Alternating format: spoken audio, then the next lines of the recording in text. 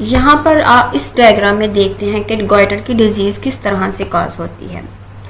अब जैसे कि आपको मैंने पहले बताया कि यहाँ पर ये हमारा पिट्यूटरी ग्लैंड है, और पिट्यूटरी ग्लैंड्स के अगर हम व्यू करके इसको देखें तो यहाँ पर लार्ज करके देखा तो ये हमारा पिट्यूटरी ग्लैंड है।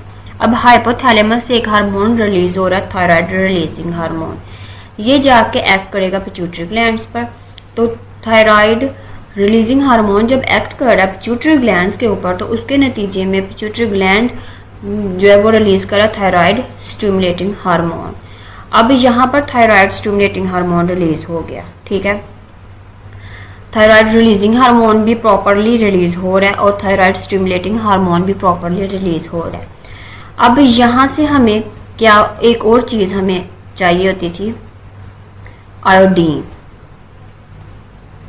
अब मैं डायग्राम इतनी अच्छी नहीं है तो जिस तरह का भी लिख रही हूँ। अब यहाँ से हम आयोडीन को इनटेक कर रहे हैं, फूड से ले रहे हैं।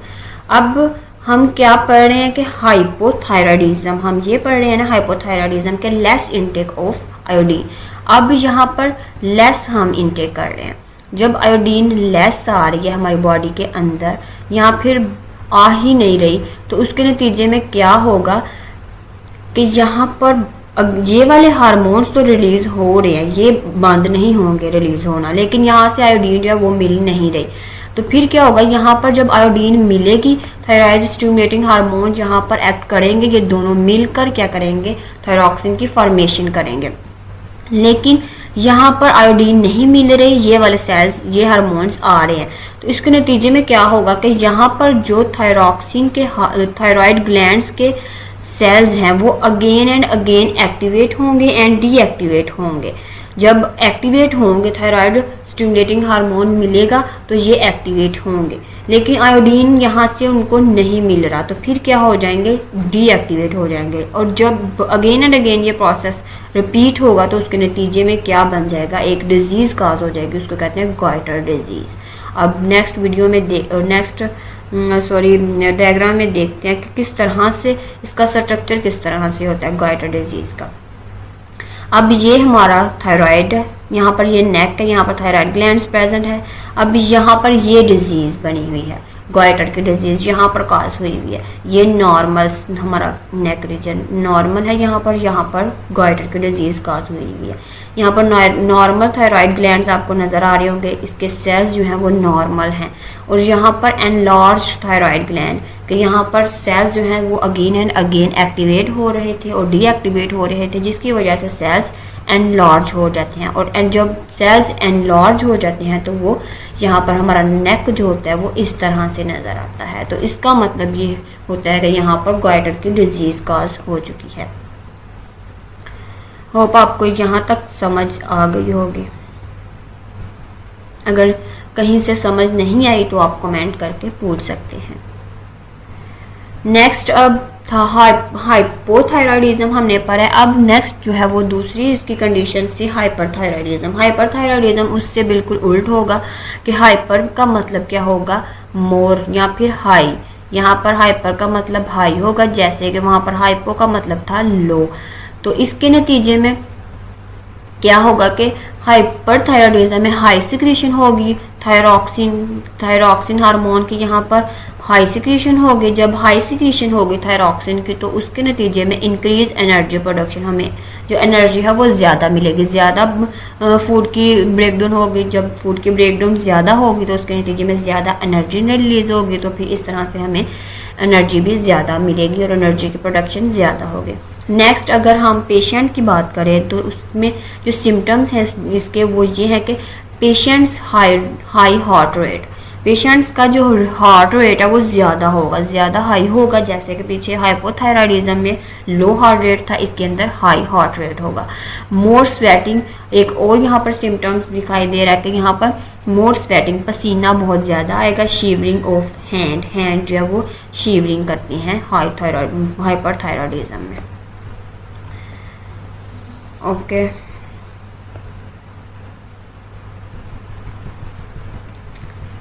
नेक्स्ट एक और हार्मोन की बात की थी, कैल्सिटोनिन हार्मोन।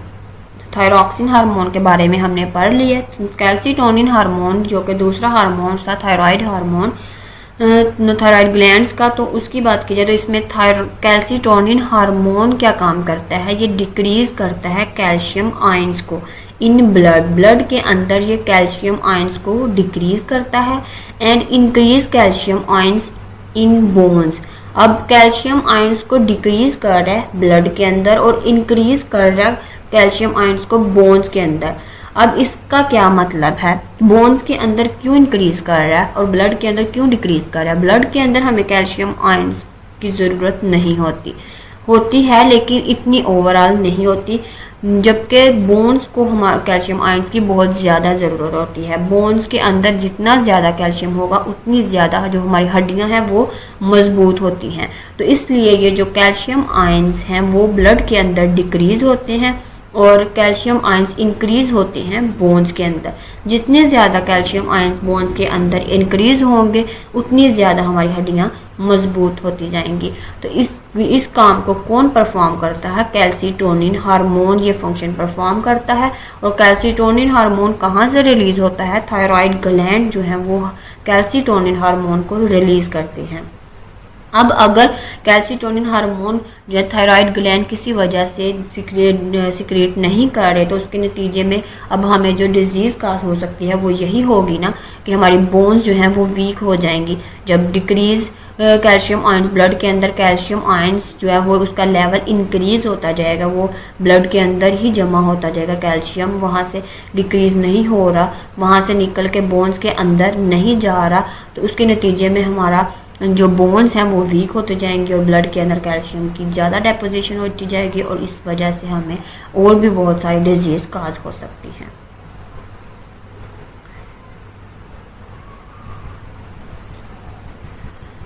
नेक्स्ट हम एक और डायग्राम में पूरा ओवरव्यू लेते हैं।